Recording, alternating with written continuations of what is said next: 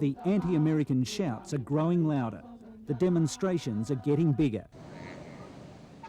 While most of Indonesia's 190 million Muslims are considered moderate, there are extremist groups willing and able to turn the current terrorist crisis to their own advantage, playing on fears that innocent Muslims would die in any planned American attack. Dari sekarang, stop. From now, stop. Stop your plan to attack Afghanistan. If not, and innocent civilians are sacrificed, then America is starting a second crusade, and we are ready to fight for our holy war.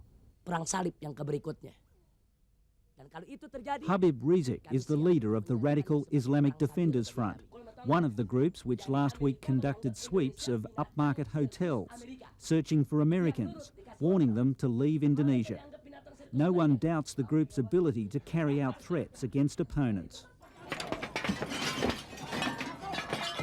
Last year, members were filmed attacking some of Jakarta's Western-style bars and restaurants during a campaign to curb un-Islamic practices. In the latest wave of harassment, radicals have promised to destroy the American embassy and kill the US ambassador. That has sparked an exodus of US workers and their families. Many American businesses are shutting down.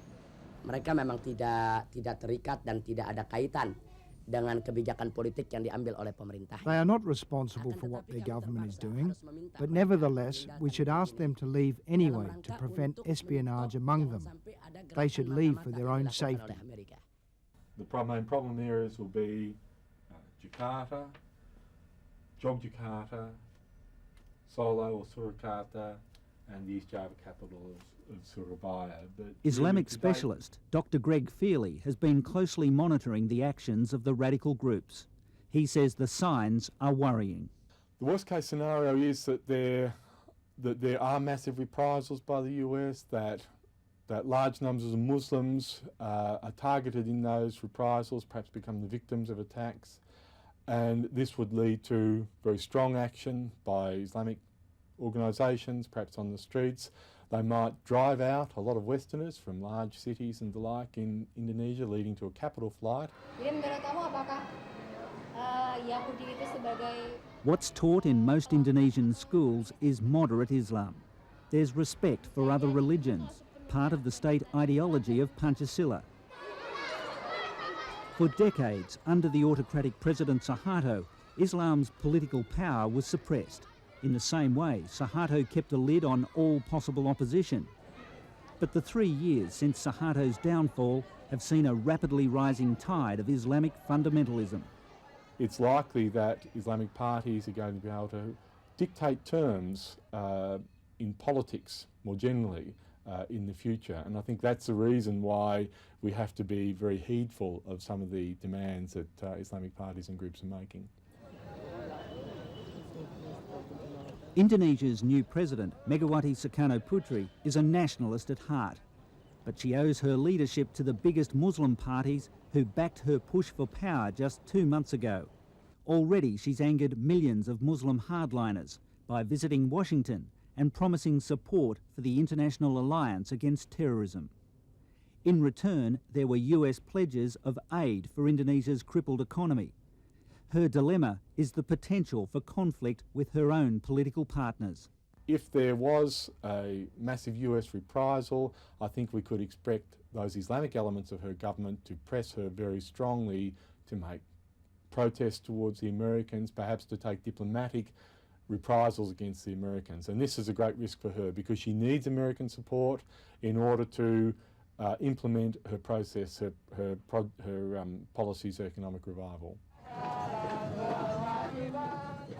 Muslim parties are already lining up against the Indonesian leader, led in part by the man who she helped ouster. We will not support her.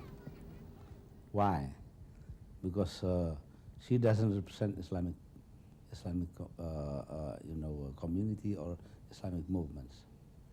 She acts on her own self. Even her party will not support her in this matter. The challenge for Indonesia's President Megawati Sukarno Putri is to calm the angry crowds. not to allow radical Islam to undermine her rule and her support for American action. But that won't be easy when more and more Indonesians believe their leaders are betraying Islam. Some of Indonesia's leading newspapers haven't helped ease tensions. The prominence given to the burning of a mosque in Brisbane has directed some heat towards Australians too, especially the thousands living in Indonesia. At a public meeting in Jakarta, Australians say they are worried, especially after small protests outside the Australian embassy. Most of these business people and government workers have lived through years of crisis in Indonesia, but they're keen to talk to Australian diplomats about greater security and possible evacuation if tensions escalate. So if a situation did become difficult, then we would act as we have in the past, but I don't want to say more than that at this time. Well, how many Australians are we talking about in Indonesia? In Jakarta, if they're all here, 3,000 or 4,000 plus a few tourists as well. In Indonesia as a whole, 7,000 or 8,000 probably. If there were to be that worst case scenario, well then it's not inconceivable that Australia would also become the target of Islamic groups if they were playing a prominent role in this anti-terrorist coalition that the United States has put together. This could create tensions between, or it could create problems for Australians living in Indonesia.